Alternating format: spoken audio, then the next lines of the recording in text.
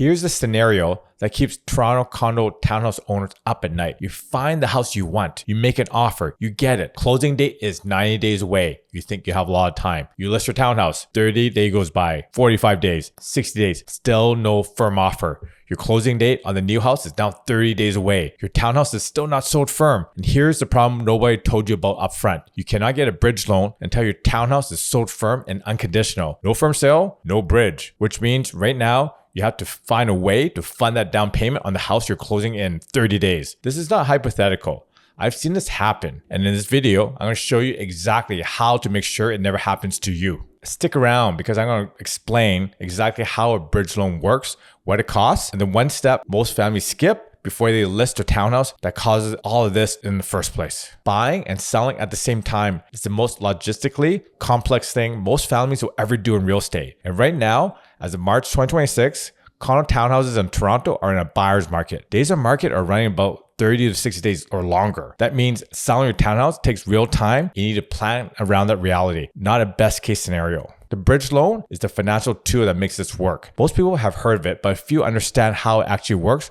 what you need to qualify. Let me explain clearly. Then I'll show you the right sequence to protect yourself through the entire transaction. A bridge loan is a short-term loan from your lender that bridges the gap between two closing dates. Here's how it works with real numbers. Let's say your townhouse sells firm for $740,000. Closing date on the townhouse is October 15th. You want to buy a house at, let's say, a little bit over $1 million with a closing date of October 1st. The house closes 2 weeks before your townhouse money arrives. Your down payment on the house is roughly $78,000. That money is sitting in your town's equity, but it does not arrive until October 15th. The bridge loan advances you that $78,000 so you can close on a house on October 1st. When your townhouse closes on October 15th, the bridge loan is paid off automatically and it all happens on closing. The bridge loan covers only down payment for the gap between the two closing dates. Think of it as your lender advancing your own money a few weeks earlier. So to qualify a bridge loan from your bank or credit union, you need a firm unconditional sale on your townhouse and a purchase agreement on your new house.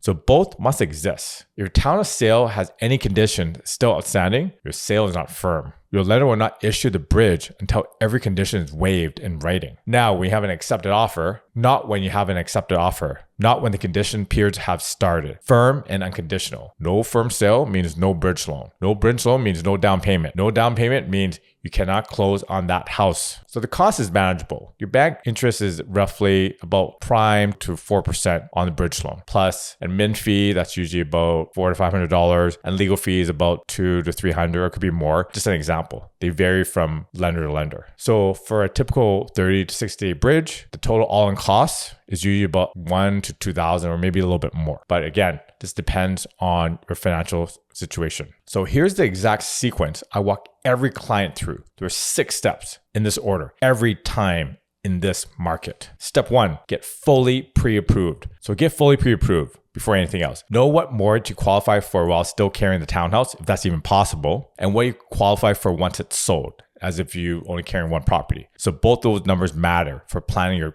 timeline correctly. Step 2, get your townhouse market ready. Declutter, deep clean, professional photos, 2 to 3 weeks before you list, not after. A property that shows well sells faster and at a better price. Step 3, do market education on the buy side before you list. This is a step most agents skip entirely. Before your townhouse hits the market, you need to know whether there's actually something you could buy on the other side. I take clients through open houses, active listings in their target neighborhood before you list. Not to make offers, just to understand what's available at their price point. When your townhouse goes firm and the bridge is activated, you already know the market and you can move quickly and decisively. We never want to sell a townhouse if there is nothing realistic to buy on the other side. Market education before listing protects you from selling into a void. Step 4, list your townhouse and sell it firm. List at market value based on what the last 60 days of comparable says, or maybe even 30 days. Price it to sell within 14 to 21 days. Keep showing the property even after accepted conditional offer. Do not count on any sale as done until every condition is waived in writing. Step 5, bridge loan activated. Now you can buy. The day your townhouse goes firm and unconditional, confirm the bridge loan with your lender, get terms in writing because you already did your market research earlier in step 3. You know exactly what you're looking for and you move quickly as a confirmed buyer. Step 6, coordinate closing dates. You found your home. Now you coordinate the closing dates. So raise both closing dates with your lender before agreeing to anything.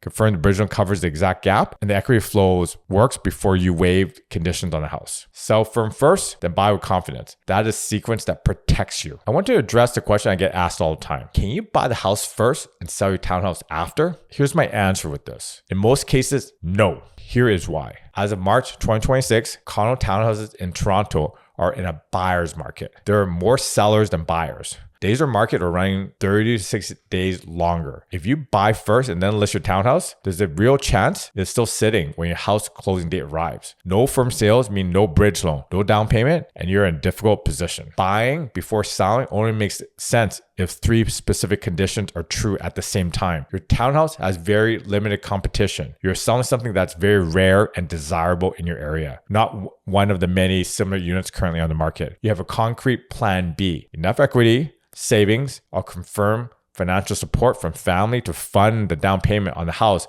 without the bridge loan. This is in case your townhouse takes longer than expected to sell. And you have spoken directly with your lender and your agent, understand exactly what your financial exposure looks like if your townhouse does not sell before your house closes. If all the 3 of these conditions are true, buying before selling may be worth discussing with your agent and your lender together. If even one is not true, sell first. If you decide to buy before selling, the single most important thing you can do in your offer is to negotiate a longer closing date on the house. Most buyers focus only on the price when making an offer. Closing date is equally important when you need to sell your townhouse first. So ask for 90 to 120 days when you make your offer. Many sellers accept this if the price is right. That extra runway gives you real time to list your townhouse, get it sold firm, and then have a bridge loan in place before the house closes. If the seller is also a move-up buyer looking for time to find their next home, a longer closing date on your purchase is the most valuable tool you have when buying before selling. There's a difference between having enough runway to sell your property and being forced to accept whatever offer comes in under pressure.